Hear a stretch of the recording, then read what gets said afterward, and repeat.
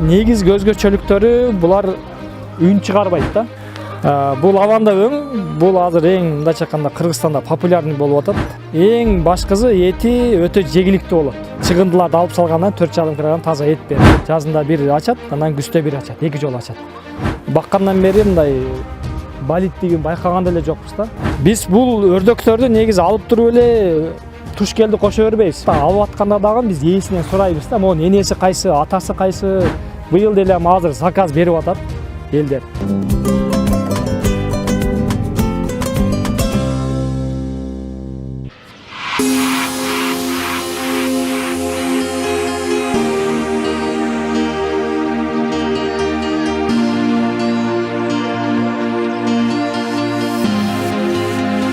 Саламатсыңарбы? Мен ушул чакан фермери боюнча иш алып барам. Менин хоббим бул. Ушу хоббилердин арасында могул индо өрдөк деп коет. Бунун дагы башка аталыштары бар. Мускусный утка деп коет, шипун деп коет. Анан биз өзүбүз кыргызча индо өрдөк деп коебуз да.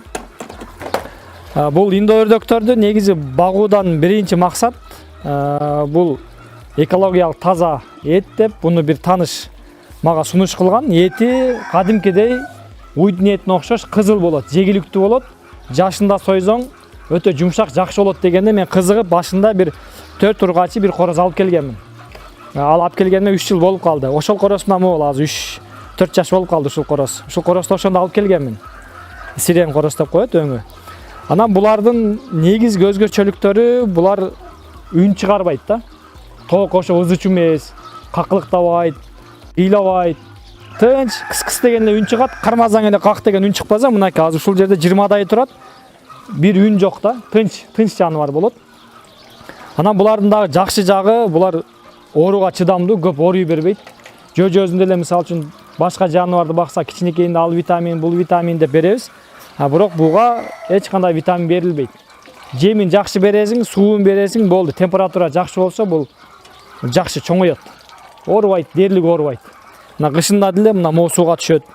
Кышында деле сыртта эле могу сеткада ошол жерлерде жатат. Ооруп, тоңуп өлгөн болбойт дээрлик.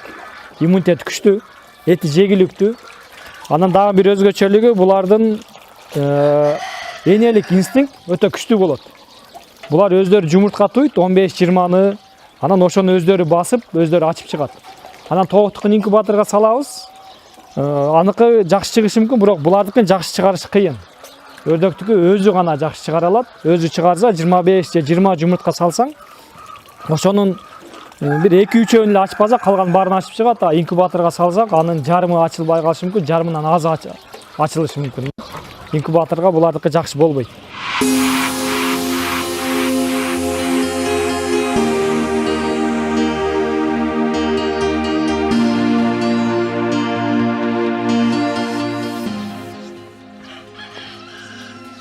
Биздин чарбада индо өрдөктөрдүн 2 өңү бар.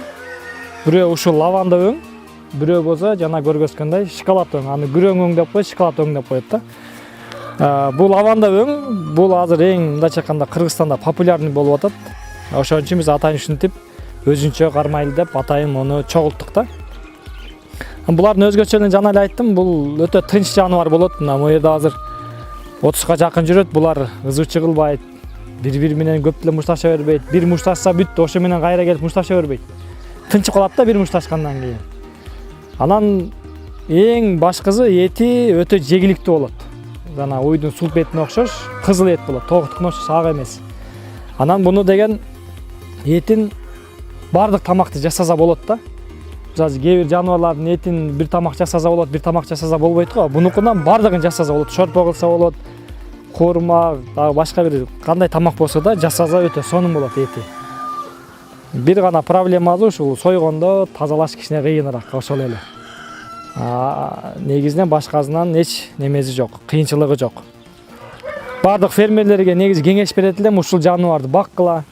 Бизнес максатта эмес, өзүңөр үчүн дагы үйдө чарба кылып таза эт жейм деп бактсаңар жакшы. Бунун союш үчүн багылган, жакшы багылган коростору биздин чарбада болду 4,5 кг таза эт. Чыгындыларды алып салгандан 4,5 кг таза эт берди. Анан орточо 3,5-3 кг эт берет. таза эти, бирок ошол эт көпкө жетет. Эң биринчиси экологиялык таза, эч кандай химиясы жок, базардын бирөөлөрүндө эмес. Таза эт болот. Ошон үчүн кеңеш берет элем, баккыла бул жаныбарды.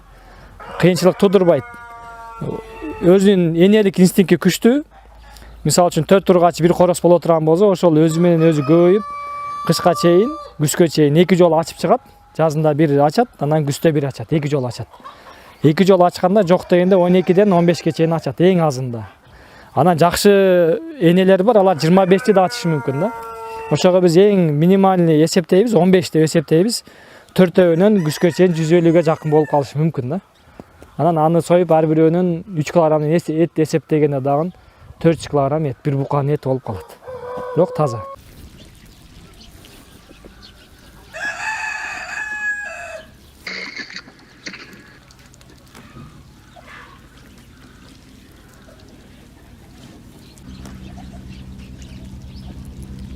Бул индо өрдөктөр жемди ылгабайт. Кандай жем болсо дагы жей берет. Болгону эң башында жаңы жөжө болуп чыккан кезде булардын денеси бат өскөн үчүн, ошого витамин жетиштүү болуш үчүн атайын бизде жем чыгарган аталык фирма бар, Oasis Agro бар, ошолордун жанында жөжө жеми деп коет, орусча корм для цыплят. Ошол жемин берсе 1 ай. 1 айда булар энесинин жарымындай болот. Ошол өзү жетиштүү болот. Андан кийин уже өзүңүн кандай десем, чөнтөгүңө ылайыктап, майдаланган жем, арпа, буудай, жүгөрү берсе боло берет андан кийин. Бирок акча бардыгы чөнтөгү уруксат берсе, чыдаса, анда чоңойгуча 3 айга чейин ошол жемди берсе, булар 3 айында мына моундай чоң болуп калат. Өрдөк баккандар айтып атпайбы, байлык болот. Өрдөктөр, мисалы үчүн, могул өрдөктөрдү биз баккандан бери мындай балиттигин байкаган деле жокпуз да. Себебинде буларга тоок окшоп эле мындай иче турган идишине суу коюп койсоң, болду, ошол сууну ичип эле ошол жерде жашай берет. Анан бул өрдөктүн дагы башка түрү бар. Пекинский утка деп коет, анан гагашка деп коет. Аларга суу болбосо негизи кыйын да. Алар болсо тойсо дагы, тойбосо дагы жеп жүрө берет.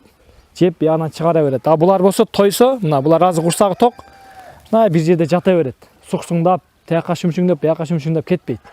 Тойду, жатат, болду. Өтө жоош, мындай кыйынчылык аз жаныбар да.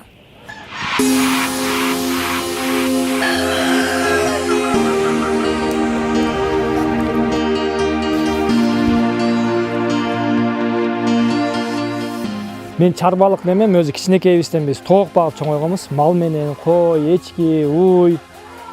Анан эшектерди минип чоңойгонбуз. Анан кийин ушу тоокчулук негизи бизге мындайча айтканда өтө бир керектүү жаныбардай элестетебиз да, мындай кабыл кылабыз да. Тоок бизди кичинебизден бери бар, тоок. Эң биринчи тоок бакканбыз. Өрдөктү болсо биз индо өрдөктү биз башында эти сасык болот, эти майлуу болот, жей албайсың дегенден коркуп багалчу эмеспиз да. Анан буну менин бир досум бар, Азамат деген. Баткендик, ошол айтты, Жумадил, өзүнө казбагайын деген да, мындай. Огороддор тазалап, мусорлап, чөп-чөптөрдү жеп, ушинсин деп айтсам, ал Азамат айтты, неме дейт. Могул өрдөктү баккын, эти жакшы болот деп ошол сунуш кылган да. Анан ошонун сунушу менен мен бактым. Бирок жакшы. Мындай жагып калды да мага. 3-жыл кетип атат, бакканыма жакшы. Мага жакты, бул өтө жакшы жаныбар экен да. Ошентип багып калдык, аз эле болду бакканыбызга. Биз бул өрдөктөрдү негизи алып туруп эле туш келди кошо бербейбиз. Мисалы үчүн буттарын карасаңыздар, буттарында кызыл, жашыл хамут турат, могуда жөн эле ак хамут турат. Бул ушулардын каны башка дегенди билдирет. Мындайча айтканда фамилиясы башка да, уруусу башка. Могу жашыл хамутка биз ак хамутты кошсок болот. Анан кызыл хамутка болсо жашыл хамутты кошсок болот. Ошентип бул мындайча айтканда линиялары белгилүү да. Мисалы үчүн менде бул барбы, башка бир өрдөк бакканда башка кан болсо, биз ошол кандан алып, биз ага берип, ушинтип селекция кылып барабыз да. Каны сөзсүз башка болуш керек. Кошкондо бир туганга бир туган кошсо болбойт. Же майдаланып кетет, же болбосо инвалидтер чыгып калат. Муну жаңы төрөлгөндө эле буттан байлап койсо бир сатып атканда. Бияка жана. Булардын бутуна хамут такканда биз, мисалы үчүн мен могу жашыл хамуттарды баарын бир жерден сатып алгам да. Бир жерден сатып алгам, сатып алып келип туруп эле бутуна ошол хамут тагып койгом. Анан ошол жакта алып атканда дагы биз ээсинен сурайбыз да, монун энеси кайсы, атасы кайсы, бардыгы билет да, бул моодан бул муудан деп. Анан ошол жерден өз белги кылып алабыз да, келип камыт тагып коебуз. Мисалы үчүн могу атасы могул баласы да. Алдыгыны негизи бул индоөрдүк бизге Кыргызстанга Россиядан келген. Россияда өтө жакшы баалашат да муну, үнү жок, жакшы депчи. Тетиги Россиядан жумурткасын алып келген. Ошонун бул баласы могул. Мен сатып алгам мунучу. Анан экөөнүн бутуна камыты бирдей. Ата бала да. Бунун кызын буга кошкунга болбойт, буну буга кошкунга болбойт да. Булардын баларын биз азыр былтыр бул акырас, бул өң жок болчу менде. Башка өңдөр бар болчу. Ал өңдөрдү мен былтыр жаңы чыккан жөжөсүн 300 сомдон саттым да. Андан мурунку жылы шоколад өңдүүнү мен өзүм 400 сомдон сатып алгам. Суточный жаңы жөжөсүнчү. Быйыл деле азыр заказ берип атат элдер. Могу лаванда өңдүүкүн 500 сомдон акча берип койгондор бар да. Биринчи жөжө чыкса мага айтасың деп туруп акча берип койгондор бар 500 сомдон бир жөжөсүнө. Анан жанагы тетил жакта күрөң шоколад өңдүүнүкү болсо аныкы 400 сомдон. Баасы ушундай. Анан чоңойгон баасы ал өзүнүн линиясына жараша кымбаттап кете берет. Мисалы үчүн тетиги короосу аябай кымбат келди магачы. Монун атасы тетиги кымбат келди да. Сен ал жок кам болгон үчүн кымбат болгонго да алганга даярбыз да. Себеби биз селекцияны улантышыбыз керек. Көбөйтүшүбүз керек. Негизи эле буларды сөзсүз түрдө бир ишке карап туруш керек да. Анан сиз жокто көбүнчөсү ушу өртөктөргө ким карайт? Мен негизи чарбага мен көп деле карай бербейм. Мен өзү жумушум башка. Эртең менен кетем. Кеде түндө келем, кеде түштө келем, ар кандай да. Мен негизинен буларга менин чарбага кыла турган ишим ушул жемин даярдап берем болду. Жемин алып келип берем. Анан тигини кыл, буну кыл деп тапшырма берип коем болду. Ушунун чарбанын баарын менин 3-класстагы балам эле карайт. Эң көп кызматты ошол кылат. Аны мен өзүм ушуга үйрөттүм да. Телефон чукуп, анан телевизор карап, оюн психологиясын бускандан көрө ушуларга чака менен жем салып ташыганы жакшы. Бирок буга көп деле убакыт кетпейт. Бардык чарбага эртең менен 1 саат кетет. Анан кийин кечке мал ушу жумуртканы чогултканга эле убакыт кетет, бүттү. Жемди бир күндө бир эле салабыз. Көп кылып салып коебуз, бүттү. Жезе жеп бүтөт. Жеп бүтпөсө эртеси күнү жейт.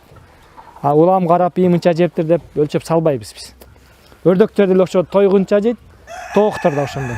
Азыр эми бул өрдөктөрдүн башка түрүн негизи элдин талабы ар кандай да. Кээ бирлер караны жактырат, кээ бирлер акты жактырат, кээ бирлер көктү жактырат. Ошого бир ар түрдүү болсун деп ошол өңдөрдү багып коеюн деген оюм бар да. Кара, ак, көк ушундай өңдөрү бар.